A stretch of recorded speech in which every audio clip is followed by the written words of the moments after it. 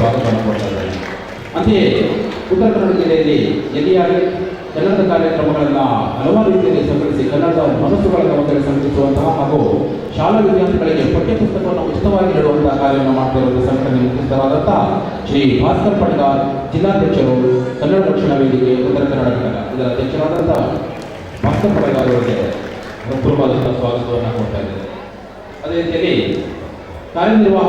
ಸಹಾಯಕ ಕಾರ್ಯನಿರ್ವಾಹಕ ಅಭಿಯಂತರರು ಆದಂತಹ ಶ್ರೀ ರಾಮದಾಸ್ ಗೋನಿಗೆ ಅವರಿಗೆ ಸಂಘಟನೆ ವತಿಯಿಂದ ಪೂರ್ವವಾದಂತಹ ಸ್ವಾಗತವನ್ನು ಕೊಡ್ತಾ ಇದ್ದೇನೆ. ಹಾಗೆಯೇ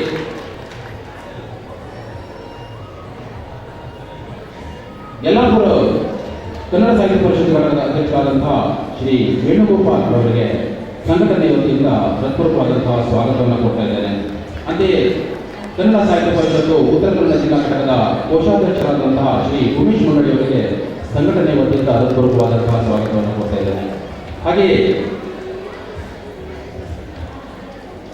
ವೇದಿಕೆಯಲ್ಲಿ ಉಪಸ್ಥಿತಿರುವಂತಹ ಗ್ರಾಮ ಪಂಚಾಯತ್ ಸದಸ್ಯರಾದಂತಹ ಶ್ರೀ ದೀಪಕ್ ನಾಯ್ಕ್, ವಿನಾಯಕ್ ಹಂಪಿ, ದತ್ತಾತ್ರೇಯ ಭಂಡಾರಿ, ಗಣಪತಿ ಗೌಡ, ಹಾಗೆಯೇ ಸೊಸೈಟಿ ಸದಸ್ಯರಾದಂತಹ ಮಹೇಂದ್ರ ನಾಯ್ಕ್ ಇವರಿಗೆ ಹೃತ್ಪೂರ್ವಕವಾದಂತಹ ಸ್ವಾಗತವನ್ನು ಕೊಡ್ತಾ ಇದ್ದೇನೆ. ಅಂತೆಯೇ ತಾಲೂಕಾ ಪಂಚಾಯತ್ ಕುಮಟಾ ಇದರ ಮಾಜಿ ಅಧ್ಯಕ್ಷರು ಆದಂತಹ ದಾನಿಗಳಾದಂತಹ ಶ್ರೀ ಫ್ರಾನ್ಸಿಸ್ ಫರ್ನಾಂಡಿಸ್ ಮಾತಾಡಿಗಳಿಗೆ ಸಂಘಟನೆ ವತಿಯಿಂದ ಹೃತ್ಪೂರ್ವಕವಾದಂತಹ ಸ್ವಾಗತವನ್ನು ಕೊಡ್ತಾ ಇದ್ದೇನೆ. ಅದೇ ರೀತಿಯಲ್ಲಿ ಇವತ್ತಿನ ಒಂದು ವೇದಿಕೆಯಲ್ಲಿ ಕುಮಟಾ ಕನ್ನಡ ಸಾಹಿತ್ಯ ಪರಿಷತ್ ಘಟಕದ ತಾಲೂಕು ಅಧ್ಯಕ್ಷರಾದಂತಹ ಶ್ರೀ ಶ್ರೀಧರ್ ಗೌಡ ಅವರಿದ್ದಾರೆ. ಅವರಿಗೆ ಸಂಘಟನೆ ವತಿಯಿಂದ ಹೃತ್ಪೂರ್ವಕವಾದಂತಹ ಸ್ವಾಗತ. ಅಂತೆಯೇ ಅಕ್ಷರಕಲಾ ಯುವಕ ಸಂಘದ ಅಧ್ಯಕ್ಷರು, ಗ್ರಾಮ ಪಂಚಾಯತ್ ಅಧ್ಯಕ್ಷರು, ಹಾಗೆ ಈ ಒಂದು 7ನೇ ಕನ್ನಡ ಸಾಹಿತ್ಯ ಸಮ್ಮೇಳನದ ಸಂಪೂರ್ಣ ರೂವಾರಿಗಳು ಆಗಿರುವಂತಹ ಶ್ರೀ ಕೃಷ್ಣಾನಂದ ಬೆಣ್ಣೇಕರ್ ಅವರಿಗೆ ಹೃತ್ಪೂರ್ವಕವಾದಂತಹ ಸ್ವಾಗತವನ್ನು ಕೊಡ್ತಿದ್ದೇನೆ. ಅಂತೆಯೇ ಅಕ್ಷರಕಲಾ ಯುವಕ ಸಂಘದ ಅಧ್ಯಕ್ಷರು, ಉತ್ಸಾಹಿಗಳು ಆಗಿರುವಂತಹ ಶ್ರೀ ಕೃಷ್ಣಾನಂದ ಭಟ್ ಅವರಿಗೆ ಹೃತ್ಪೂರ್ವಕವಾದಂತಹ ಸ್ವಾಗತವನ್ನು ವಹಿಸ್ತಾ ಇದ್ದಾರೆ. ಅಂತೆಯೇ ಇವತ್ತಿನ ಈ ಒಂದು ವೇದಿಕೆಯಲ್ಲಿ ವಿವಿಧ ಕ್ಷೇತ್ರಗಳಲ್ಲಿ ಸಾಧನೆಯನ್ನು ಮಾಡಿರುವಂತಹ ಹಿರಿಯ ಪ್ರತಿಭೆಗಳು ಮತ್ತು ಹಿರಿಯ ಸಾಧಕರು ಮತ್ತು ಹಿರಿಯ ಪ್ರತಿಭೆಗಳು ಅವರೆಲ್ಲರಿಗೂ ಕೂಡ ನಮ್ಮ ಸಂಘಟನೆ ವತಿಯಿಂದ ಹೃತ್ಪೂರ್ವಕವಾದಂತಹ ಸ್ವಾಗತವನ್ನು ವಹಿಸ್ತಾ ಇದ್ದಾರೆ.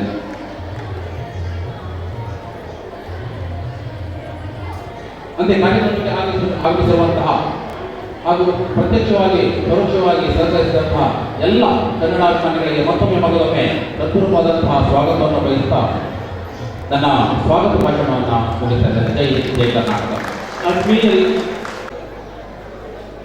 ಶ್ರೀ PM ಜಾಲೇಶ್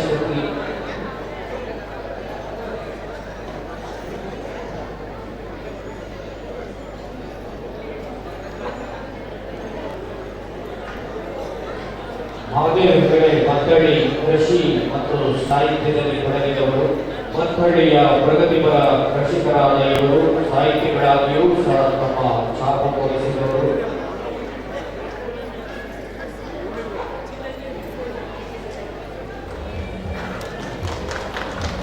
ಇವರ ಪ್ರಕಾಶಿತ ಕವನ ಸಂಕಲನಗಳಲ್ಲಿ ಪ್ರಮುಖವಾದದ್ದು ಒತ್ತು ಕೊಡುತ್ತು ಹೋಗಲಿಲ್ಲ ರಂಗೋಲಿ ಮನಸ್ಸೆನ್ನುವ ಹುಚ್ಚು ಹೊಡೆ ಯೋಚನೆ. ವೇದಿಕೆಯಲ್ಲಿರುವಂತಹ ಎಲ್ಲ ಕಡೆಯಲ್ಲಿ ಇವತ್ತು ಸನ್ಮಾನ ಕಾರ್ಯಕ್ರಮವನ್ನು ನಡೆಸಿಕೊಡಬೇಕಾಗಿ ವಿನಂತಿಸಿದ್ದೇವೆ. ಸಂಘಟಕರು ದಯವಿಟ್ಟು ಸನ್ಮಾನ ಸಾಮಾನುಗಳನ್ನು ವೇದಿಕೆಗೆ SKP ಹೈಸ್ಕೂಲ್ ತತ್ಕಾಲೀನ ಸಂಸ್ಥಾಪಕ ಶಿಕ್ಷಕರಾಗಿ ಸೇವೆ ಪ್ರಾರಂಭಿಸಿ ಅಲ್ಲೇ ನಿವೃತ್ತಿ ಹೊಂದಿದವರು ಪ್ರಕಾಶ್ ನಾಯ್ಕ್, ಕ್ರೀಡಾಪಟು, ಮಲೆನಾಡು ಮಾಣಿಕ್ಯ ಎಂಬ ಪ್ರಶಸ್ತಿಯನ್ನ ಬಿರುದನ್ನ ಪಡೆದವರು. ನಾರಾಯಣ ಹೆಗಡೆ ಅಂಕರವಳ್ಳಿ, ಮಾಣಿಗೌಡ, ಶ್ರೀಯುತ ರಾಜೇಶ್ ಪಡಿವಾಳ್, ಶ್ರೀಯುತ SP ಹಂದೆ ದಯವಿಟ್ಟು ವೇದಿಕೆ ಬರಬೇಕು. ಮಾಣಿಗೌಡ, ಶ್ರೀಯುತ ರಾಜೇಶ್ ಪಡಿವಾಳ್,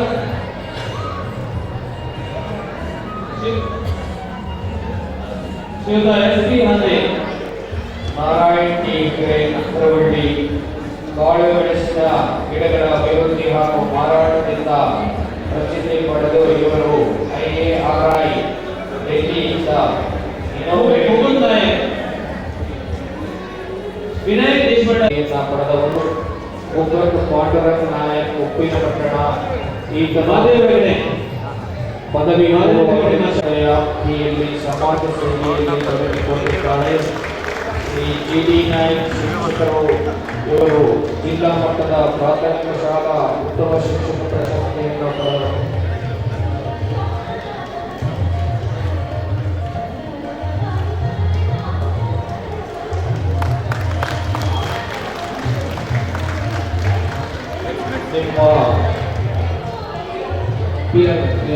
ಸಾಧನೆ ಹೀಗೆ ಮುಂದುವರಿಯಲಿ. ನಿಮ್ಮ ಸಾಧನೆಗೆ ಬೇಕಾದ ಯಶಸ್ಸನ್ನ ಆ ಶಂಭುಲಿಂಗೇಶ್ವರ ದಯಪಾಲಿಸಲಿ ಎಂಬ ಶುಭ ಹಾರೈಕೆ ನಮ್ಮದು.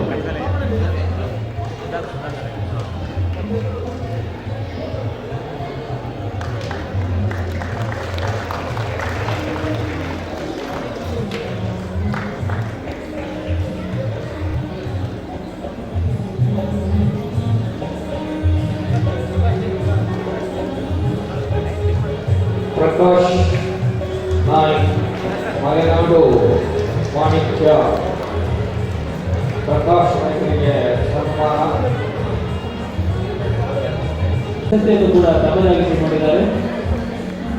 ಮಾನ್ಯರು ಮುಂದಿನ ದಿನಗಳಲ್ಲಿಯೂ ಕೂಡ ಇದಕ್ಕೂ ಹೆಚ್ಚಿನ ಸಾಧನೆ ಮಾಡುವಂತೆ ಶ್ರೀ ದೇವರವರನ್ನ ಆಶೀರ್ವದಿಸಲಿ ಎನ್ನುವಂತಹ ಪ್ರಾರ್ಥನೆಯೊಂದಿಗೆ ಈ ಒಂದು ಸಮ್ಮೇಳನದ ವೇದಿಕೆಯಲ್ಲಿ ಮಾನ್ಯರನ್ನ ಆತ್ಮೀಯವಾಗಿ ಸನ್ಮಾನಿಸಿ ಗೌರವಿಸ್ತಾ ಇದ್ದೇವೆ.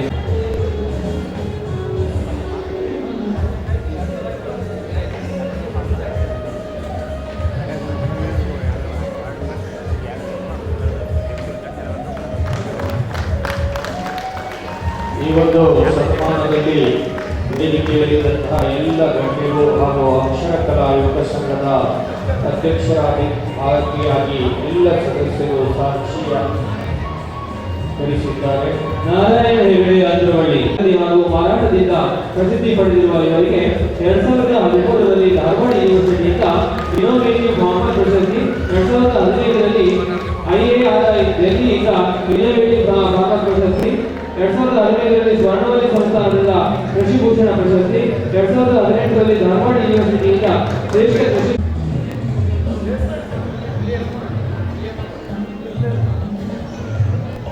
ಹುಲಿಯಮ್ಮ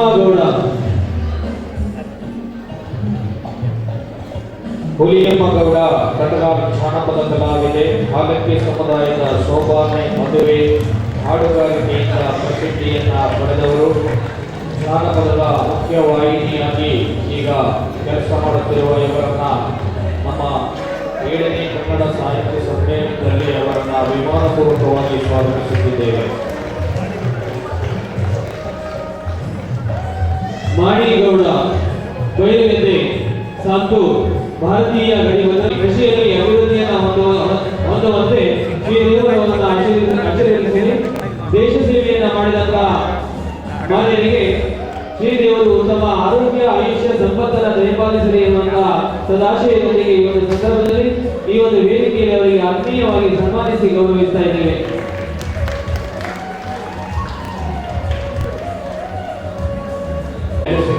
ವ್ಯಕ್ತಿ ಅವರನ್ನ ಈ ಸಂದರ್ಭದಲ್ಲಿ ಗೌರವಿಸುತ್ತಿರುವುದು ನಮಗೂ ಕೂಡ ಹೆಮ್ಮೆಯ ವಿಷಯ. ಅವರ ಮುಂದಿನ ಉತ್ತರೋತ್ತರ ಏಳಿಗೆಗೆ ಬೇಕಾದ ಎಲ್ಲ ಸಾಮರ್ಥ್ಯವನ್ನು ಪರಮಾತ್ಮದ ಹೆಬ್ಬಾಲಿಕೆಗೆ ಹಾರೈಕೆಯನ್ನು ಶ್ರೀಮತಿ ಪಾರ್ವತಿ ದೇಶಪಾಂಡೆ, ಶ್ರೀಯುತ GD ನಾಯ್ಕ್, ಶ್ರೀಮತಿ ಸುಮಂಗಲಾ ಹೆಗಡೆ, ಶ್ರೀಯುತ ಲಕ್ಷ್ಮಣ್ N. ಅಂಬಿ, ಶ್ರೀಯುತ SP ಹಂತೆ, ಶ್ರೀ ಮಾಸ್ತಿ ಜಂಗಾಗೌಡ, ಕುಮಾರಿ ವರ್ಷಾ ಅನಿಲ್ ಭಂಡಾರಿ. 50ಕ್ಕೂ ಹೆಚ್ಚು ವರ್ಷಗಳಿಂದ ಅಳಕೋಟ್ ಪಂಚಾಯತ್ ವ್ಯಾಪ್ತಿಯಲ್ಲಿ ಸೂಲಗಿತ್ತಿ ಕಾರ್ಯವನ್ನು ನಿರ್ವಹಿಸುವ ಮೂಲಕ ಸಮಾಜ ಸೇವೆಯಲ್ಲಿ ತೊಡಗಿಸಿಕೊಂಡಿರುವಂತಹ ಈ ಮಹಿಳೆಯ ಕಾರ್ಯ ನಿಜಕ್ಕೂ ಶ್ಲಾಘನೀಯ. ಮುಂದಿನ ದಿನಗಳಲ್ಲಿಯೂ ಕೂಡ ಸಮಾಜಕ್ಕೆ ಇವರಿಂದ ಅತ್ಯುತ್ತಮವಾದ ಕಾರ್ಯ ಸಿಗುವಂತಾಗಲಿ ಎನ್ನುವಂತಹ ಒಂದು ಸದಾಶಯದೊಂದಿಗೆ ಇವರನ್ನ ಈ ಒಂದು ವೇದಿಕೆಯಲ್ಲಿ ಆತ್ಮೀಯವಾಗಿ ಸನ್ಮಾನಿಸ್ತಾ ಇದ್ದೇವೆ. ಪ್ರಾಥಮಿಕ ಶಾಲಾ ಜಿಲ್ಲಾ ಮಟ್ಟದ ಅತ್ಯುತ್ತಮ ಶಿಕ್ಷಕ ಪ್ರಶಸ್ತಿಯನ್ನ ಪಡೆದಿರುವಂತಹ ಸುಮಂಗಲಾ ಹೆಗಡೆಯವರಿಗೆ ಈಗ ಸನ್ಮಾನಿಸುವಂತಹ ಸಂದರ್ಭ.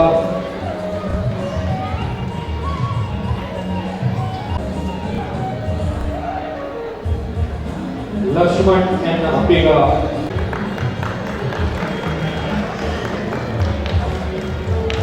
ಮುಪ್ಪತ್ತು ಪಾಂಡುರಂಗ ನಾಯಕ್ ಉಪ್ಪಿನಪಟ್ಟಣ ಇವರು PUCಯಲ್ಲಿ ಜಿಲ್ಲೆಗೆ ದ್ವಿತೀಯ ಸ್ಥಾನವನ್ನು ಪಡೆದು ತಾಲೂಕಿಗೆ ಪ್ರಥಮ ಸ್ಥಾನವನ್ನು ಗಳಿಸಿದ ನಿಮಿತ್ತವಾಗಿ ಈ ಸನ್ಮಾನ. ಈಗ ಪ್ರಸ್ತುತ MS ರಾಮಯ್ಯ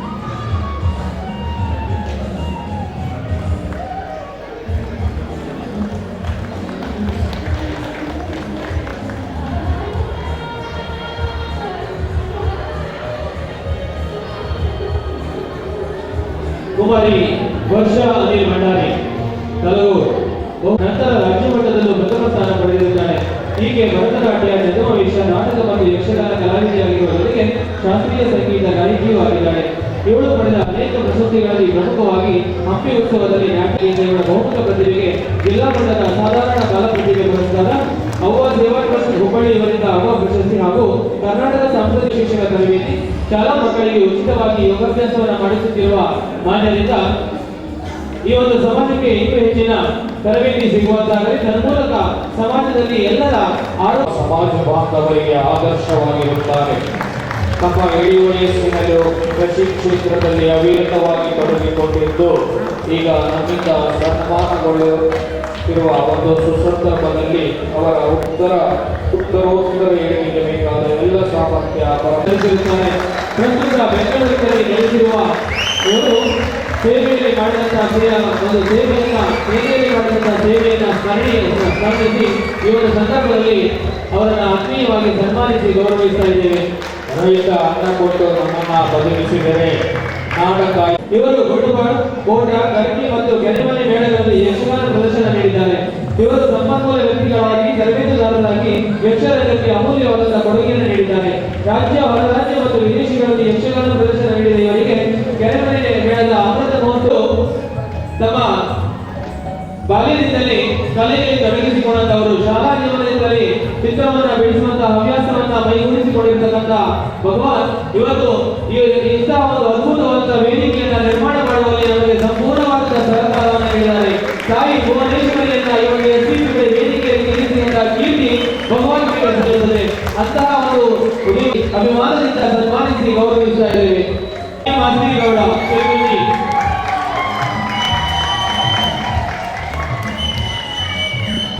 ಶಿವಗಿಯ ಈ ಒಂದು ಪ್ರತಿಭೆ ವಾಲಿಬಾಲ್ನಲ್ಲಿ ಅಂತಾರಾಷ್ಟ್ರೀಯ ಮಟ್ಟದ ಒಂದು ಪ್ರಶಸ್ತಿಯನ್ನು ಪಡೆದಂತಹ ಈ ಪ್ರತಿಭೆ ಮುಂದಿನ ದಿನಗಳಲ್ಲಿ ಇನ್ನೂ ಎತ್ತರಕ್ಕೆ ಇವರ ಸಾಧನೆ ಏರಲಿ ಎನ್ನುವಂತಹ ಸದಾಶಯದೊಂದಿಗೆ ಈ ಊರಿನ ಸಹಕಾರವನ್ನು ಕೋರುತ್ತಾ ಯೋಗ ಸಂದರ್ಭಗಳು ಈ ಎಲ್ಲ ಸಾಧಕರನ್ನ ಗುರುತಿಸಿ ಸನ್ಮಾನಿಸುತ್ತಿರುವಂತಹ ಈ ಸುಸಂದರ್ಭದಲ್ಲಿ ಎಲ್ಲ ಸಾಧಕರಿಗೆ ಮುಂದಿನ ಯಶಸ್ಸಿಗೆ ಬೇಕಾದ ಎಲ್ಲ ಸಾಮರ್ಥ್ಯಗಳನ್ನ ಇಲ್ಲಿನ ದೇವರು ಶಂಭುಲಿಂಗೇಶ್ವರ ಹಾಗೂ ಉಪ್ಪಿನ ಗಣಪತಿ ದಯಪಾಲಿಸಲಿ ಎಂಬ ಆಶಯ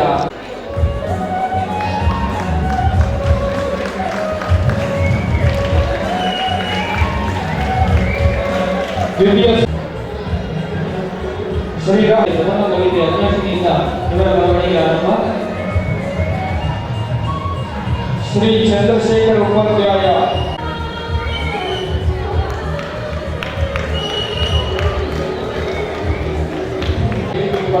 ಅಭಿನಂದನಾ ಪತ್ರವನ್ನು ಪಡೆದುಕೊಳ್ಳಬೇಕು.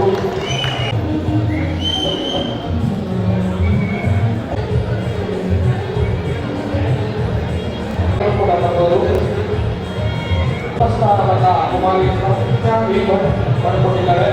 ಅವರು ವೇದಿಕೆಗೆ ಬರಬೇಕು. ಪಡ್ಕೊಂಡಂತಹ ಎಲ್ಲ ಪ್ರತಿಭೆಗಳಿಗೂ ಹಾಗೂ ಪರಮಾತ್ಮನ ವಿಮರ್ಶಿಸಿದ ಮಹಾಮಂಡಳಿ ಉಪ್ಪಿನ ಪಡೆದವಳು ಸಿವಿಲ್ ಇಂಜಿನಿಯರಿಂಗ್ ನಲ್ಲಿ ಕಾಲೇಜಿಗೆ ಪ್ರಥಮ ಎಂಟೆಕ್ ನಲ್ಲಿ ವಿಶ್ವೇಶ್ವರಯ್ಯ ಕಥೆ, ಕಾದಂಬರಿ, ಕಾವ್ಯ, ನಾಟಕ, ಅಂಕಣ ಹೀಗೆ ಸಾಹಿತ್ಯದ ನಾನಾ ಪ್ರಕಾರಗಳಲ್ಲಿ ಸಶಕ್ತವಾಗಿ ತೊಡಗಿಸಿಕೊಂಡು ನಾಡಿನ ಸಾರಸ್ವತವಾಗಿ ಯಕ್ಷಗಾನ ಕ್ಷೇತ್ರದಲ್ಲೂ ತಮ್ಮದೇ ಆದಂತಹ ಛಾಪು ಮೂಡಿಸಿ ಕುತೂಹಲ ಹುಟ್ಟಿಸಿದವರು. ರಂಗಸ್ಥಳದಲ್ಲಿ ತಮ್ಮ ಕುಣಿತಕ್ಕೊಂದು ಸಂಗೀತೆ, ಜೊತೆಗೆ ಅಭಿನಯ ತಾಳದ ಕಲೆ ರಾಜ್ಯದಲ್ಲೂ ತಮ್ಮತನ ಕಟ್ಟಿಕೊಟ್ಟವರಲ್ಲ. ಅಮೆರಿಕದ ಅಕ್ಕ ಸಮ್ಮೇಳನದಲ್ಲಿ ಮತ್ತು ಇಂಗ್ಲೆಂಡಿನ ಮಿಲೇನಿಯಂ ಕನ್ನಡ ಹಬ್ಬಗಳಲ್ಲೂ ಯಕ್ಷಗಾನದ ಗೆದ್ದೆ ಸಪ್ಪಳ ಕೇಳಿಸಿದ್ದೀರಿ.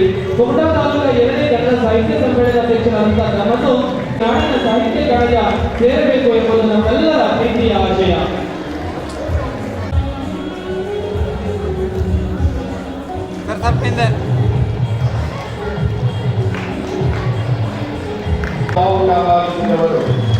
ಅಂಜುಮಾನ್ ಕಲಾ ಮತ್ತು ವಿಜ್ಞಾನ ಕಾಲೇಜಿನ ಪ್ರಾಂಶುಪಾಲರಾಗಿ ನಿವೃತ್ತರಾದ ತಾವು ಕನ್ನಡ ಸಾಹಿತ್ಯ ಕ್ಷೇತ್ರದಲ್ಲಿ ಇವೆಲ್ಲ ಕೇವಲ ಬರಹಗಳಾಗಿ ಉಳಿಯದೆ ಸಾಮಾಜಿಕವಾಗಿ ಬಹುದೊಡ್ಡ ಸಂಚಲನವನ್ನು ವಾಹಕವಾಗಿ ಕೆಲಸ ಮಾಡುತ್ತಿದೆ.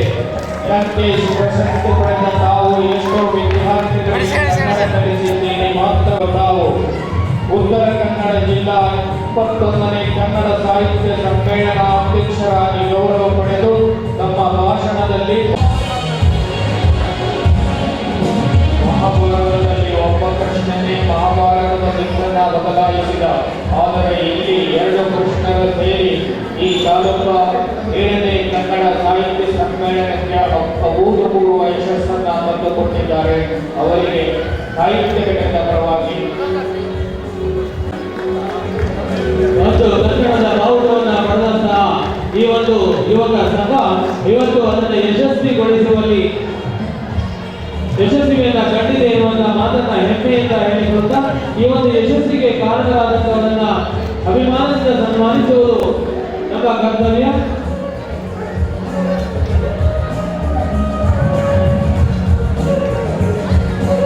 ಕಾರಣ ನಮ್ಮನ್ನ ಅಭಿಮಾನದಿಂದ ಸನ್ಮಾನಿಸಿ ಗೌರವಿಸ್ತಾ ಇದ್ದೀವಿ. ಮುಂದಿನ ದಿನಗಳಲ್ಲಿಯೂ ಕನ್ನಡದ ಸೇವೆಗೆ ತಾವು ಕನ್ನಡಬದ್ಧರಾಗಿ ಎನ್ನುವಂತಹ ಮಾತಿನೊಂದಿಗೆ ಸನ್ಮಾನವನ್ನು ಸ್ವೀಕರಿಸಿದ ತಮಗಿದು ಮುಂದುವರೆದ ಅಭಿನಂದನೆಗಳು, ಅಭಿವಂದನೆಗಳು.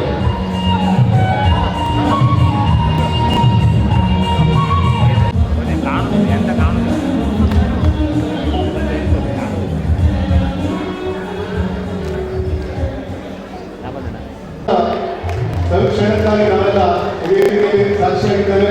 ಬಹುತೇಕ ಅರವಿಂದ ಅವರು ಆಗಿರುವಂತಹ ಎಲ್ಲ ನಿಬಂಧನೆಗಳು, ಷರತ್ತುಗಳು ಪೂರೈಸಲ್ಪಟ್ಟಿದೆ ಅಂತ ಹೇಳಿ ನಾವು ಸಂತೋಷದಿಂದ ಹೇಳ್ಕೊಳ್ಳಿಕ್ಕೆ ಇಷ್ಟಪಡ್ತೇವೆ. ಈ 2 ದಿನ ಅತಿ ವಿಜೃಂಭಣೆಯಿಂದ ನಮ್ಮ ಈ ಕರ್ನಾಟಕದಲ್ಲಿ 7ನೇ ಸಾಹಿತ್ಯ ಸಮ್ಮೇಳನ ನಡೆದಿದೆ. ಇದರ ಡಾಕ್ಟರ್ ಶ್ರೀಧರಗೌಡ ಅವರು ಪ್ರತಿಯೊಂದು ಹಂತದಲ್ಲಿ ಅವರು ನಮ್ಮ ಜೊತೆ ಇದ್ದು ಮುಂಜಾನೆ 6 ಗಂಟೆಗೆ 7 ಗಂಟೆಗೆ ಫೋನ್ ಮಾಡಿದವರು ಮತ್ತು ಹಲವಾರು ಪ್ರಶಸ್ತಿಗಳನ್ನ ಪಡೆದಿರ್ತಕ್ಕಂತಹ ದಿನೇಶ್ ಅವರು ವಾಲಿಬಾಲ್ ಅಂಕಣದಲ್ಲಿ ಅವರ ಆಟದ ಶೈಲಿಯೇ ಬೇರೆ. ಅಂತಹ ಉತ್ತಮ ಕ್ರೀಡಾಪಟುವಿಗೆ ಈ ಒಂದು ವೇದಿಕೆಯಲ್ಲಿ ಸನ್ಮಾನಿಸುತ್ತಿರುವುದು ಎಲ್ಲರಿಗೂ ಹೆಮ್ಮೆಯ ಮಾನದ. ಎಲ್ಲರ ಕಾರ್ಯವನ್ನ ಶ್ಲಾಘಿಸಿ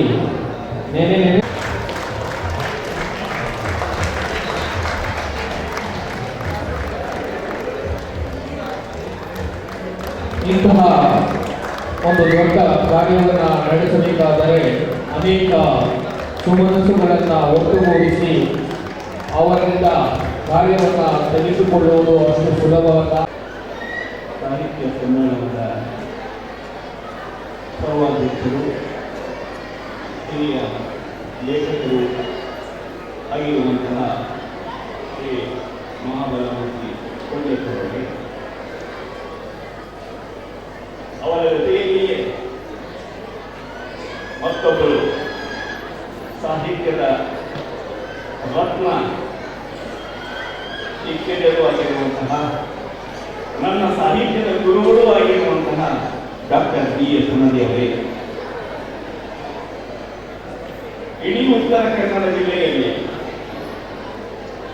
ಸಾಹಿತ್ಯದ ಜಾತ್ರೆಯ ಸಂಭ್ರಮವು ಮತ್ತೆ ಮತ್ತೆ ಪ್ರತಿಧ್ವನಿಸುವ ಹಾಗೆ ಮಾಡುವಂತಹ ಯುವ ಸಾಹಿತಿ ಮತ್ತು ನನ್ನ ಮಿತ್ರರು ಆಗಿರುವಂತಹ ಈ ಜಿಲ್ಲೆಯ ಕನ್ನಡ ಸಾಹಿತ್ಯ ಪರಿಷತ್ತಿನ ಅಧ್ಯಕ್ಷರಾಗಿರುವಂತಹ ಶ್ರೀ ಅರವಿಂದ ಕರ್ಕಿಕೋಳಿಯವರೇ, ನಾನು ಬಂದ ತಕ್ಷಣವೇ ನಾನು ಯೋಚನೆ ಮಾಡ್ಕೊಂಡು ಬರಬೇಕಾದ್ರೆ ಕಟಗಾಲದಲ್ಲಿ ಎಂತಹ ಸಮ್ಮೇಳನ ಆಗಿರಬಹುದು ಅನ್ನುವಂತಹದನ್ನ ಕಣ್ಣು ಮುಂದೆ ಇಟ್ಟಿಸಿಕೊಂಡಿದ್ದೆ. ಒಂದು ಪೆಂಡಾಲ್ ಹಾಕಿರಬಹುದು, ಅದಾದ ನಂತರ ಬೇಂಚ್ಗಳನ್ನೆಲ್ಲ ಸೇರಿಸಿ ಒಂದು ವೇದಿಕೆ ಮಾಡಿರಬಹುದು, ಒಂದು ಹಳ್ಳಿಯಲ್ಲಿ ಆಗುವಂತಹ ಸಮಾರಂಭದ ಹಾಗೆ ಸಮ್ಮೇಳನ ಇರಬಹುದು ಅನ್ನುವಂತಹ ನಿರೀಕ್ಷೆಯಲ್ಲಿ ನಾನು ಬಂದೆ.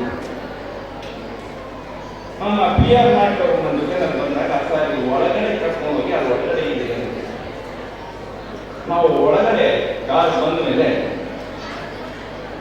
ನನಗೆ ಆಶ್ಚರ್ಯ ಆಯಿತು. ನಾನೇನಾದರೂ ಸಹ ಧಾರವಾಡದಲ್ಲಿ ನಡೆದಂತಹ ಒಂದು ಅಖಿಲ ಭಾರತ ಸಾಹಿತ್ಯ ಸಮ್ಮೇಳನಕ್ಕೆ ಏನಾದರೂ ಬಂದಿದ್ದೇನೋ ಅನ್ನುವಂತಹ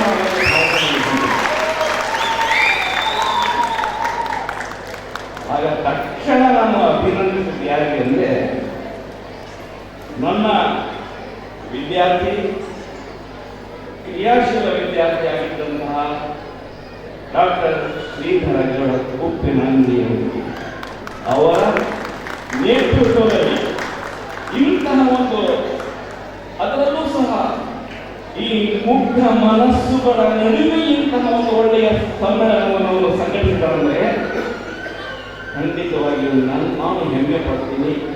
ಅಂತಹ ವಿದ್ಯಾರ್ಥಿಯನ್ನು ನಾನು ಹೊಂದಿದ್ದೀನಿ.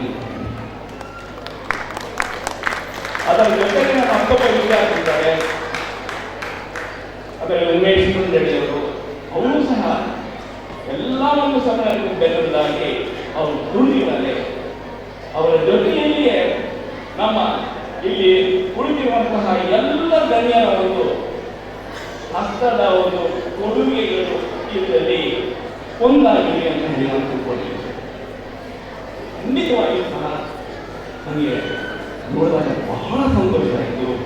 ಆದ್ದರಿಂದ ಈ ಸಂಘಟಕರಿಗೆ ಮೊಟ್ಟ ಮೊದಲನೇದಾಗಿ ನಾನು ಅಭಿನಂದನೆ ಸಹ. ಆದರೆ ಈ ನಡುವಿನ ಹಿಂದೆ ಒಂದು ನೋವು ನನ್ನನ್ನು ಕಾಡ್ತಾ ಹೋಗ್ತದೆ. ಯಾಕಂದ್ರೆ ನಾನು ಜಿಲ್ಲಾ ಸಾಹಿತ್ಯ ಸಮ್ಮೇಳನದ ಸರ್ವಾಧ್ಯಕ್ಷನಾದಂತಹ ಸಂದರ್ಭದಲ್ಲಿ ಒಂದು ವಾಕ್ಯವನ್ನು ಹೇಳಿದ್ದೀನಿ. ನನ್ನ ನಲಿವು ಯಾವ ರೀತಿ ಆಗುತ್ತೆ ಅನ್ನೋ ಗಾಯಕ್ಕೆ ಎಡವಿದ ಕಲ್ಲಿನ ಕಾಣಿ, ಗಾಯಕ್ಕೆ ಎಡವಿದ ಕಲ್ಲಿನ ಕಾಣಿಕೆ, ನಲಿವಿಗೆ ನೋವಿನ ಕಾಣಿಕೆ. ಅಂದ್ರೆ ಇವತ್ತಿನ ಈ ನಲಿವಿನ ಹಿಂದೆ ನನ್ನನ್ನು ಕಾಡ್ತಾ ಇರುವಂತಹದ್ದು ಮತ್ತೊಂದು ನೋವು. ಅಂದ್ರೆ ನಾವು ಇಷ್ಟೆಲ್ಲ ಸಂತೋಷ ಪಡೋದಕ್ಕೆ ಕಾರಣಕರ್ತರಾಗಿರುವಂತಹ ನಮ್ಮ ಯೋಧರನ್ನ ಹತ್ಯೆ ಮಾಡಿ ಖಂಡಿತವಾಗಿ ನಿಮಗೆ ಬಹಳ ನೋವಾಗಿದೆ. ಯಾಕಂದ್ರೆ ಅವರು ನಮ್ಮ ಕೈ ಕಟ್ಟಿಸಿ ಹಾಕ್ತಿದ್ದಾರೆ.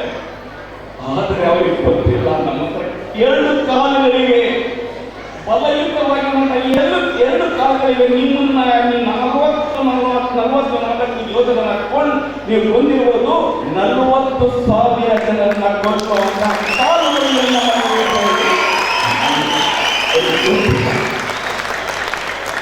ಚಿಕ್ಕದಾಗಿರುವಂತಹ ಊರಿನಲ್ಲಿ ಇಷ್ಟೆಲ್ಲ ಒಂದು ಸಂಘಟನೆಗಳು ಕೂಡಿರ್ಬೇಕಾದ್ರೆ ಇಡೀ ದೇಶದಲ್ಲಿ ಅಂತಹ ಸಂಘಟನೆ ಇರುವುದು ನಮ್ದು. ಅದು ಅರಿವು ಗೊತ್ತಿಲ್ಲ, ನಾವು ಮೌನವಾಗಿದ್ದೀವಿ ಅಂತ ಹೇಳಿ ಈ ಬಗ್ಗೆ ಆಗಿರುವಂತಹ ಆಟ ಆಡ್ತಾ ಇರ್ಬೋದು. ಆದರೆ ಮೌನ ಸುಮ್ಮನೆ ಇರಲಿಲ್ಲ. ಬೂದಿ ಮುಚ್ಚಿದ ಕೆಂಡ ಯಾವಾಗ ಬೇಕಾದರೂ ಸಹ ಜಾಲಿಯಾಗಿ ಅದು ಹಾಕಬಹುದು. ಆದ್ದರಿಂದ ನಾನು ಆ ಕೃತ್ಯವನ್ನು ಈ ಒಂದು ವೇದಿಕೆಯಲ್ಲಿ ಖಂಡಿಸ್ತಾ ಹೋಗ್ತೀನಿ. ಅದಕ್ಕೆ ನನ್ನ ಒಂದು ಸಂದೇಶ ಅಂದ್ರೆ ನಮ್ಮ ಯೋಧರು ಪ್ರತೀಕಾರವಾಗಿ ಅದನ್ನ ನೀವು ಅದನ್ನ ಕೈಗೊಳ್ಳಲೇಬೇಕಾದಕ್ಕೆ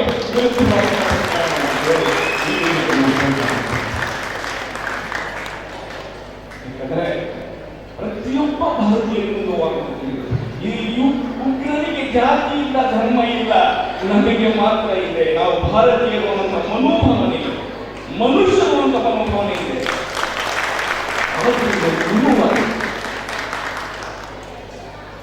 ಆದ್ದರಿಂದ ಈ ಸಂದರ್ಭದಲ್ಲಿ ನಾನು ಅವರ ಆತ್ಮಕ್ಕೆ ಶಾಂತಿ ಸಿಗಲಿ ಅಂತ ಹೇಳಿ ಆ ಹುತಾತ್ಮವನ್ನ ನಾನು ತಿಳ್ಕೊಂಡು ಅದರ ನಂತರ ಇಲ್ಲಿ ನೆರೆದಿರುವಂತಹ ಎಲ್ಲ ಗಣ್ಯರೇ, ಇಷ್ಟು ಹೊತ್ತು ಸಹ ಪ್ರಾಯಶಃ ನಾನು ಆಚೆ ಹೇಳಿದೆ, ಯಾವ ಒಂದು ಅಖಿಲ ಭಾರತ ಸಾಹಿತ್ಯ ಸಮ್ಮೇಳನದಲ್ಲೂ ಸಮಾರೋಪ ಭಾಷಣದಲ್ಲಿ ಇಷ್ಟು ಜನ ಕೂತಾರೆ ಅಂತ ಹೇಳಿ ಇಂತಹ ಒಂದು ಸಮಾರಂಭಕ್ಕೆ ಒಂದು ಅಲಂಕಾರವನ್ನು ತಂದುಕೊಡ್ತಾ ಇರುವಂತಹ ನಿರ್ಮಲ ಕನ್ನಡದ ಮನಸ್ಸುಗಳು. ಸಮಾರೋಪದ ಸಂದರ್ಭ ಅಂದ್ರೆ ಸುರೇಶ್ ನಾಯ್ಕ ಇಲ್ಲಿ ಕವಿಗೋಷ್ಠಿಯ ಸಮ್ಮೇಳನ ಅಧ್ಯಕ್ಷ ಮಾತಾಡುತ್ತಾರೆ. ಒಂದು ಜನಪದ ತಿರುಪತಿಯನ್ನು ಅಂದರೆ ಅದು ಹಾಗೆ ಈ ಸಂದರ್ಭಕ್ಕೆ ಸೂಕ್ತ ಏನು ಅಂತ ತೊಟ್ಟಿನ ಹೊತ್ತುಕೊಂಡು ತವರು ಬಣ್ಣ ತೊಟ್ಟುಕೊಂಡು ತೊಟ್ಟಿನ ಹೊತ್ತುಕೊಂಡು ತವರು ಬಣ್ಣ ತೊಟ್ಟುಕೊಂಡು ಅಪ್ಪ ಕೊಟ್ಟೆನ್ನೆ ಹೊಡೆಕೊಂಡು ಅಪ್ಪ ಕೊಟ್ಟೆನ್ನೆ ಹೊಡೆಕೊಂಡು ಬಾರೆ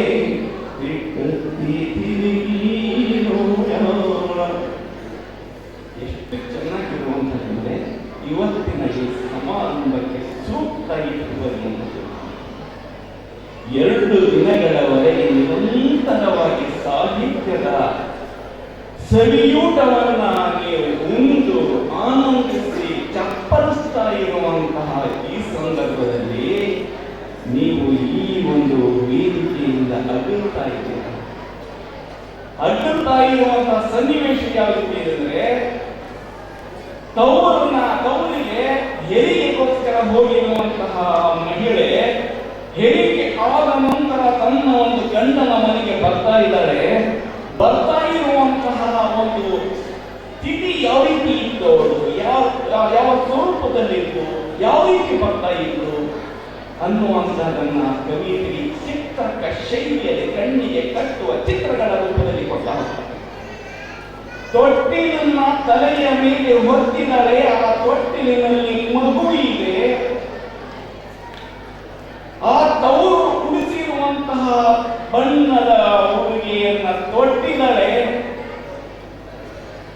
ಅಪ್ಪ ಕೊಟ್ಟಂತಹ ಹಾಲಿಗೋಸ್ಕರವಾಗಿ ಆ ಮಗುವಿಗೆ ಅಪ್ಪ ಹೊಡ್ಕೊಂಡಂತಹ ಎಮ್ಮೆಯನ್ನು ಹೊಡ್ಕೊಂಡು ಬರ್ತಾ ಇದ್ದಾಳೆ. ಏರಿಯನ್ನ ಹತ್ತಿದ್ದಾಳೆ, ಏರಿಯ ಮೇಲೆ ನಿಂತಿದ್ದಾಳೆ. ಒಮ್ಮೆ ತನ್ನ ತವರಿನ ಕಡೆಗೆ ನೋಡ್ತಾಳೆ. ಅದು ಎಂತಹ ಒಂದು ನೋಟ ಇರ್ಬೋದು ಜ್ಞಾಪಕ ಮಾಡಿ.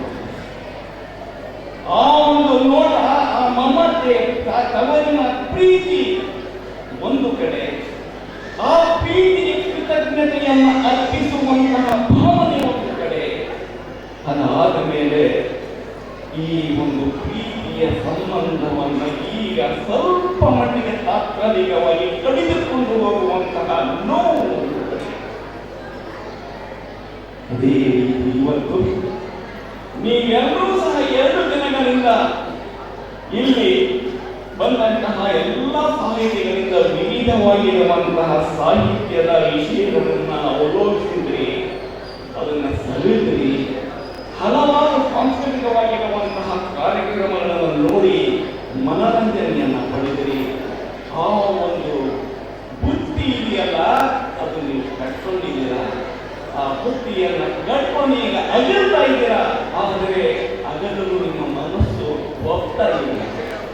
ಆದರೆ ಅನಿವಾರ್ಯ ಅಂತಹ ಒಂದು ಸ್ಥಿತಿಯಲ್ಲಿ ಈ ಸಮಾರೋಪ ಖಂಡಿತವಾಗಿಯೂ ನಮ್ಮ ಕನ್ನಡ ಸಾಹಿತ್ಯ ಪರಿಷತ್ತು ಸಹ ಅದೃಷ್ಟಶಾಲಿ. ನೀವು ಸಹ ನಿಮ್ಮ ಒಂದು ಈ ಇಂತಹ ಒಂದು ಸ್ಥಳದಲ್ಲಿ ಇಷ್ಟು ಚೆನ್ನಾಗಿರುವಂತಹ ಒಂದು ಕಾರ್ಯಕ್ರಮವನ್ನ ಅರವಿಂದ ಕಟ್ಟಿಕೊಡುವುದನ್ನ ರೂಪಿಸಿಕೊಟ್ಟಿದ್ದಾರಲ್ಲೇ ಖಂಡಿತವಾಗಿಯೂ ಸಹ ನಾನು ಅವರಿಗೆ ನೀವು ಅದು ಎರಡನೇದಾಗಿ ನೀವು ಅವರು ಮಾಡಿಕೊಟ್ಟಂತಹ ಈ ಒಂದು ವೇದಿಕೆಯಲ್ಲಿನ ಕಾರ್ಯಕ್ರಮಕ್ಕೆ ನೀವು ಸ್ಪಂದಿಸಿದಿರಲ್ಲ, ಅದಕ್ಕೆ ಪ್ರತಿಕ್ರಿಯಿಸಿದಿರಲ್ಲ, ಆ ಪ್ರತಿಕ್ರಿಯೆಗೋಸ್ಕರವಾಗಿ ಖಂಡಿತವಾಗಿ ಕಾರ್ಯಕ್ರಮಿಸಿದ್ದು ಅದು ಈ 2 ಕೊಳ್ಳುವಿಕೆಯ ಒಂದು ಸಂಬಂಧದ ಸೇತುವೆ ಇಲ್ಲಿ ನಿರ್ಮಾಣ ಆಗಿದೆ. ಇದು ಬಹಳ ಸಂತೋಷವಾಗಿದೆ. ನಾನು ಯಾವಾಗಲೂ ಹೇಳ್ತೀನಿ, ನಾನು ಹಾಗೆ ಯೋಚನೆ ಮಾಡ್ತಾ ಇದ್ದೇನೆ. ಇವಾಗ ಏನಾಗ್ತದೆ, ಸಾಹಿತ್ಯ ಸಮ್ಮೇಳನಗಳು ಹೋಗಲ್ಲ, ಯಾವ್ದಾದ್ರು ಒಂದು ಜಿಲ್ಲೆನಲ್ಲೋ ತಾಲೂಕಿನಲ್ಲೋ ಎಲ್ಲ ಓಟುಗಳ ಸಾಹಿತ್ಯ ಮಾಡಪ್ಪ ಅದೆಲ್ಲ ಕೊಡ್ತಾರೆ, ಅವ್ರಿಗೆಲ್ಲ ಊಟದ ಹಾಡು ಕೊಟ್ಬಿಡು, ಏನೋ ಒಂದು ಕಾರ್ಯಕ್ರಮ ಮಾಡ್ಬಿಡೋಣ ಅಂತ ಮಾಡುವಂಥದ್ದು. ಆದರೆ ಅದರಿಂದ ಹಂಗಲ್ಲ. ಅವ್ರಿಗೆ ಕಷ್ಟವಾದರೂ ಪರವಾಗಿಲ್ಲ, ನಗರದಲ್ಲ ಹಳ್ಳಿಯ ಮುಗ್ಧ ಮನಸ್ಸುಗಳಿಗೆ ಕನ್ನಡ ಸಾಹಿತ್ಯ ಪರಿಷತ್ತು ಹತ್ತಿರವಾಗಬೇಕು ಅಂತ ಹೇಳಿ ಅಂತಹ ಜಾಗಗಳಲ್ಲಿ ಕಷ್ಟವಾದರೂ ಸಹ ಇಂಥ ಜಾಗದಲ್ಲೇ ಮಾಡಬೇಕು, ಹಳ್ಳಿನಲ್ಲೇ ಮಾಡಬೇಕು, ಆ ಪರಿಸರದಲ್ಲೇ ಮಾಡಬೇಕು ಅಂತ ಹೇಳಿ ಹಿಡಿದು ನಿಜವಾಗಲೂ ಸಹ ಇದು ಸಾಹಿತ್ಯ ಸಮ್ಮೇಳನಗಳು ಮಾಡಬೇಕಾಗಿರುವಂತಹ ಕಾರ್ಯ ಅದು ಅವ್ರು ಮಾಡ್ತಾ ಇದ್ದಾರೆ, ಬೇರೆ ಯಾರು ಮಾಡ್ತಾ ಇಲ್ಲ.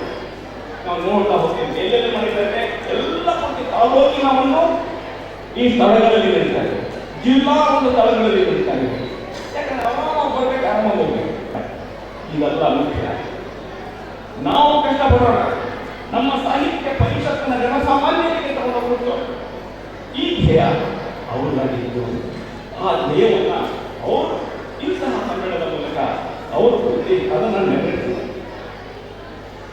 ಮತ್ತೆ ಇನ್ನೂ ಒಂದು ನನಗೆ ಬಹಳ ಸಂತೋಷಪಡಬೇಕಂದ್ರೆ, ಸಾಮಾನ್ಯವಾಗಿ ಅಧಿಕಾರ ಬಂತು ಅಂದ್ರೆ ಅಧಿಕಾರ ಬಂದ ತಕ್ಷಣ ಅವರ ನೀತಿಯೇ ಬೇರೆ.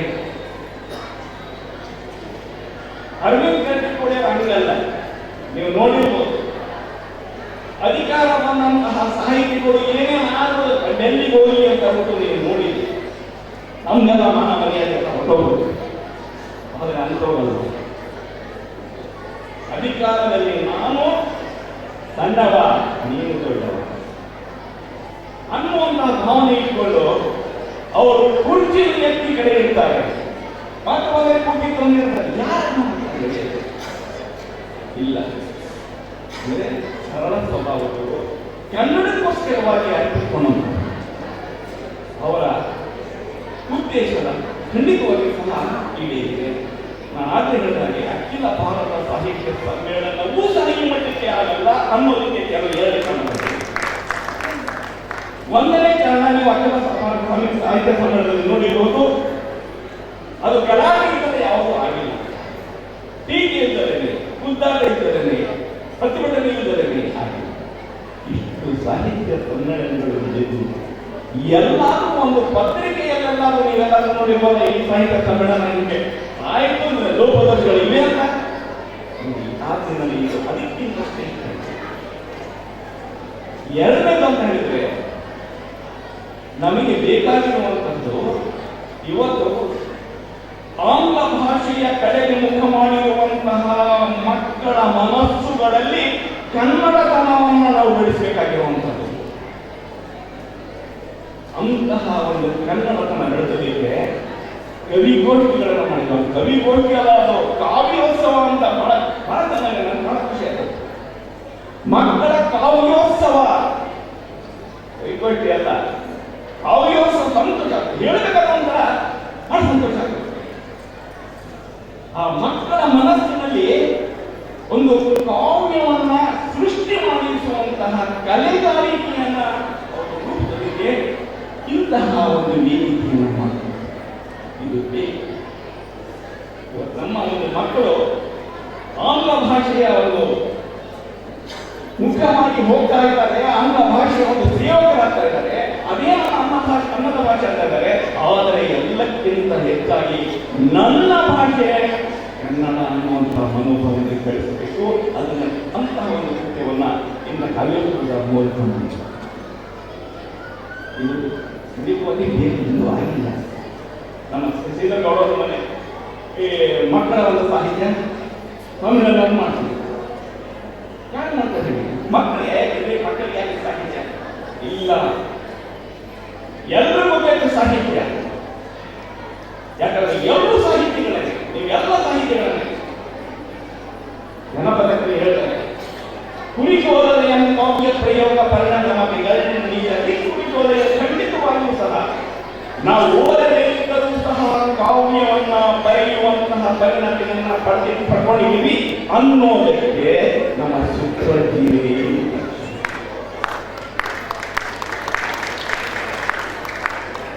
ಅಂತಹ ಒಂದು ಪ್ರತಿಭೆಗಳನ್ನ ತಂದಿದ್ದಾರೆ, ಗೌರವಿಸಿದ್ದಾರೆ. ಜನಪದ ಸಾಹಿತ್ಯಗಳನ್ನ ತಿರಸ್ಕರಿಸಿದಾಗ, ಯಾಕಂದ್ರೆ ಇವತ್ತು ಜನಪದವು ಒಂಥರ ಕಡಿಮಿಸಲ್ಪಟ್ಟಂಥದ್ದು ಇಲ್ಲ. ನಮ್ಮ ಸಾಹಿತ್ಯಕ್ಕೆ ಅವರೇ ಮೂಲ. ಜನವಾಣಿ ಬೇರು, ಕವಿವಾಣಿ ಬೇರು. ಆ ಜನಪದಕ್ಕೆ ನಮ್ಮ ಒಂದು ವಾಣಿಗೆ ಬೇರಾಗಿರುವಂಥವರು. ನಮ್ಮ ಸಾಹಿತ್ಯ ಸೃಷ್ಟಿ ಆಗುವ ಮುಂಚಿತವಾಗಿ ಅವರು ಕಾವ್ಯ ಸೃಷ್ಟಿಯಾಗಿತ್ತು. ಅಂತಹದನ್ನ ಈಗ ಅವರು ಗೌರವಿಸಿದ್ದಾರೆ. ಅವರ ಸಾಹಿತ್ಯ ಸಾಮಾನ್ಯ ಸಾಹಿತ್ಯ ಅಲ್ಲ, ನೋವನ್ನ ಉಂಟು ಕಾವ್ಯದ ಮೂಲಕ ನಲಿವನ್ನು ಅಂದಿರುವಂತಹ ಜನಪದ ಸಾಹಿತ್ಯ. ಸಾಹಿತ್ಯ ಅವರು ಅಂತಹ ಒಂದು ಅವಕಾಶಕ್ಕೂ ಸಹ ಈ ವೇದಿಕೆ ಮಾಡಿಕೊಟ್ಟಿದ್ದಾರೆ.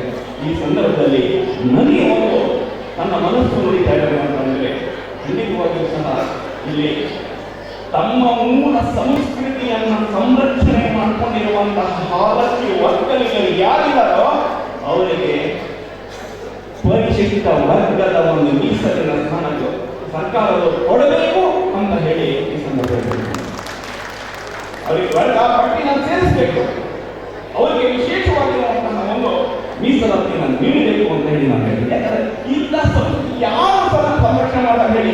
ಇವತ್ತು ನಮ್ಮ ಸಂಸ್ಕೃತಿಯನ್ನು ನಾವು ಪರಿವರ್ತನೆ ಮಾಡ್ಕೊಂಡು ಹೋಗ್ತಾ ಇದ್ದೀವಿ. ಅಲ್ಲಿ ಇಂಥವ್ರು ಬೇರೆಯವ್ರು ನೋಡಿದ್ರೆ ಅವಮಾನ ಅಂತ ಹೇಳಿ ನಮ್ಮ ಸಂಸ್ಕೃತಿ ಬಗ್ಗೆ ನಾನು ಭಾವನೆ ಮಾಡ್ಕೊಳ್ತಾ ಹೋಗ್ತಾ ಇದ್ದೀನಿ. ಇದು ನನ್ನ ಸಂಸ್ಕೃತಿಯಲ್ಲಿ ನಾನು ಇಲ್ಲ ಮಾಡ್ತಾ ಹೋಗ್ತಾ ಇದ್ದೀನಿ ಬೇರೆಯವರ ದೃಷ್ಟಿಯಿಂದ ಇಲ್ಲ. ನನ್ನ ಸಂಸ್ಕೃತಿ ಮೇಲೂ ಈಗ ಏನೇ ಹೇಳ್ಕೊ ಅಂತ ಹೇಳಿ ತನ್ನ ಸಂಸ್ಕೃತಿಯನ್ನ ಸಂರಕ್ಷಣೆ ಮಾಡ್ಕೊಂಡು ಹೋಗ್ತಾ ಇದ್ದಾರಲ್ಲ, ಇದು ಬಹಳ ಯಾಕಂದ್ರೆ ನಮ್ಮ ಒಂದು ಸಂಸ್ಕೃತಿ ಮೂಲ ಸಂಸ್ಕೃತಿ ಏನಿದೆ ಅದು ನಮ್ಮ ದೇಶದ ಒಂದು ಮೂಲ ಬೀರು.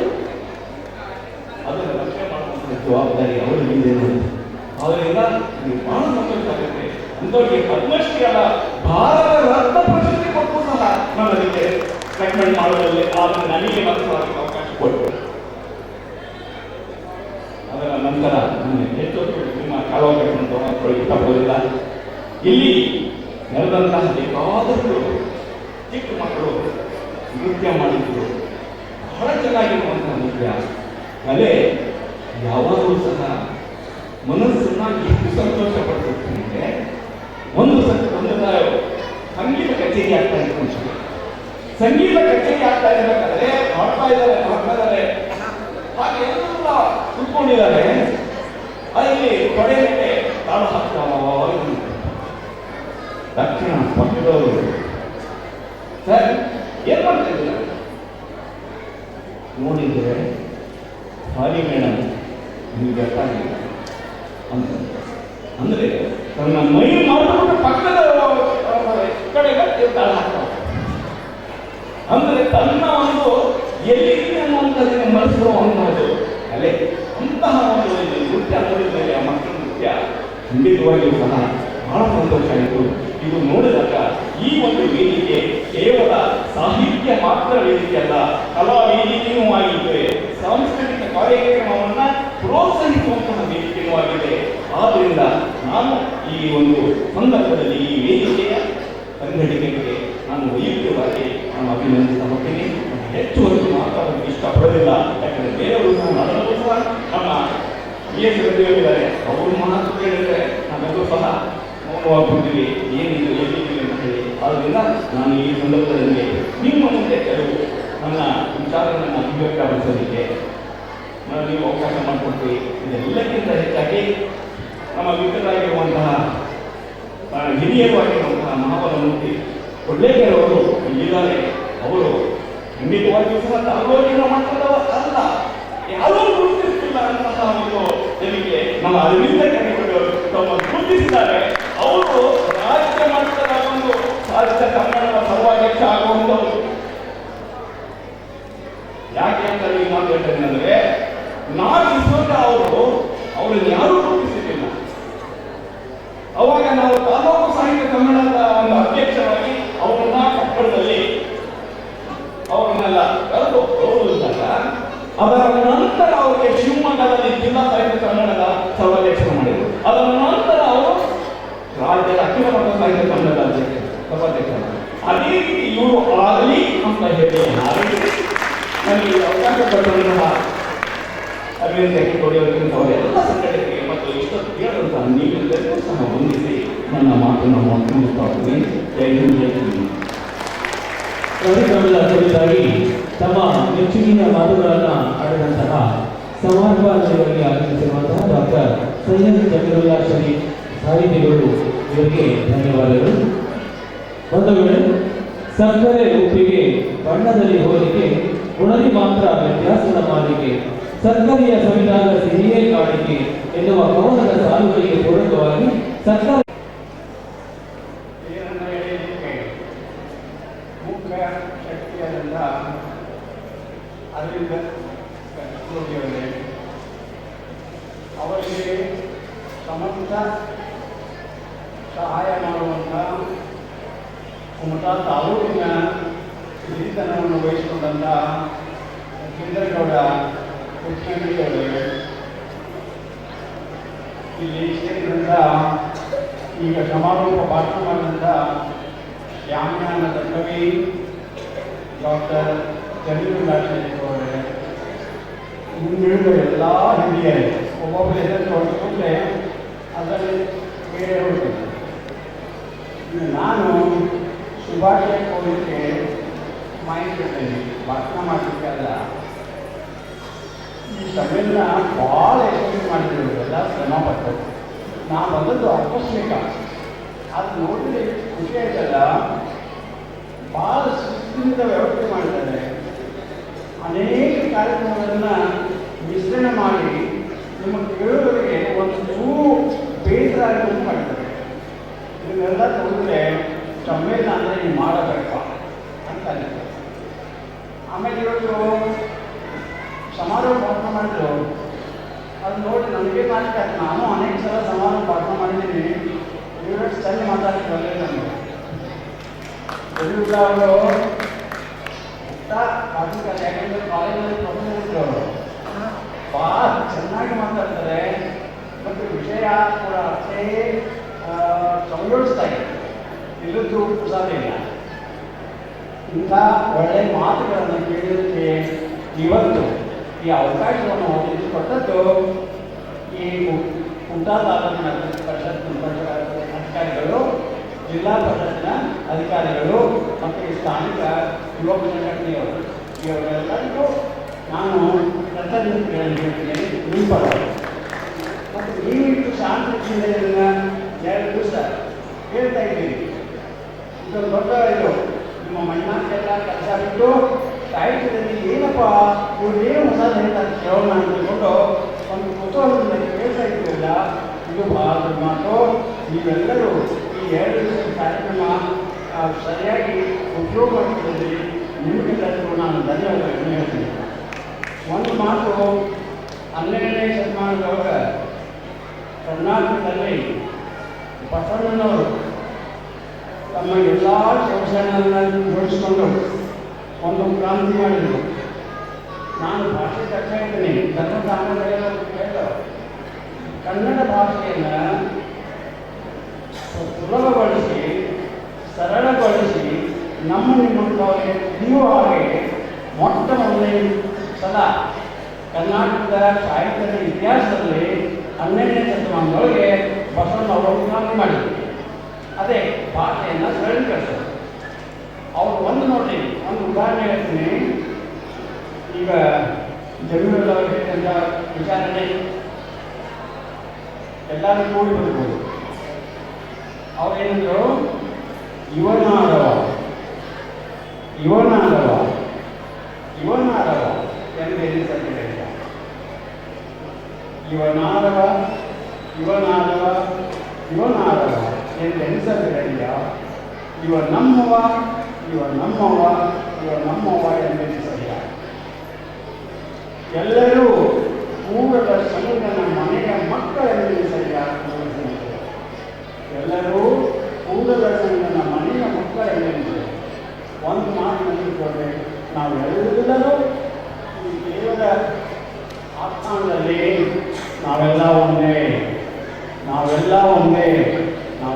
ಒಂದೇ ಅಷ್ಟು ನಾವು ನೆನಪಿಕೊಂಡು ಈ ಸಮ್ಮೇಳನ ಮಾಡಿಕೊಳ್ಬೋದು. ಧನ್ಯವಾದಗಳು ಡಾಕ್ಟರ್ ಬಿ ಎಸ್ ಅವರಿಗೆ.